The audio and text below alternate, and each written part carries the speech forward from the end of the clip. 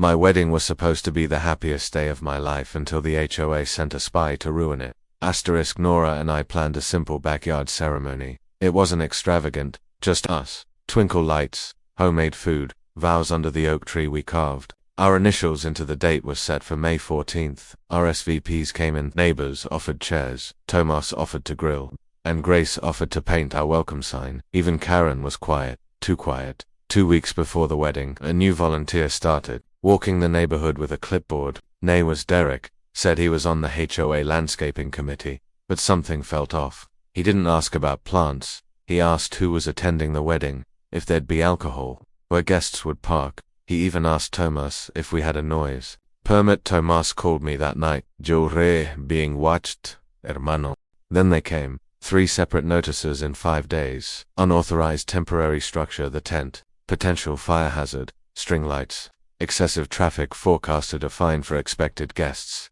Each signed by Derek, HOA, compliance liaison. I confronted Karen at the clubhouse. She smiled like ice melting slowly. The HOA must maintain order, Ethan, even on your big day. That night, Tomás, Grace, Nora and I met under the oak tree. This isn't about rules, Nora said. She wants to control your happiness. Tomás nodded. We don't fight fire with fire. We fight with community. So we did.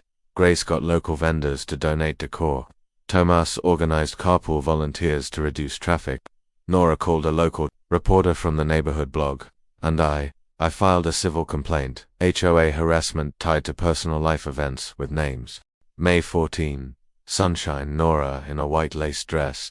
Me in a gray suit. Neighbors already seated. The scent of smoked ribs in the air. It was perfect. Until Derek showed up. He wore a suit. Tried to blend in, but Tomás spotted him. He's got a mic, he whispered. He's recording. I walked up mid-vows. Derek, leave. He tried to argue that it was a public concern, but the neighborhood stood up. Literally.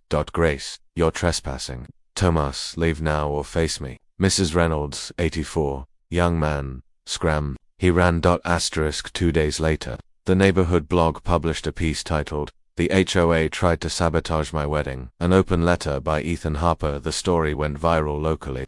3,000 shares. Comments flooded in. Former residents told similar stories. The city opened a file on HOA abuse patterns. Karen was subpoenaed to provide all internal communications. She resigned quietly the next week. The wedding wasn't ruined.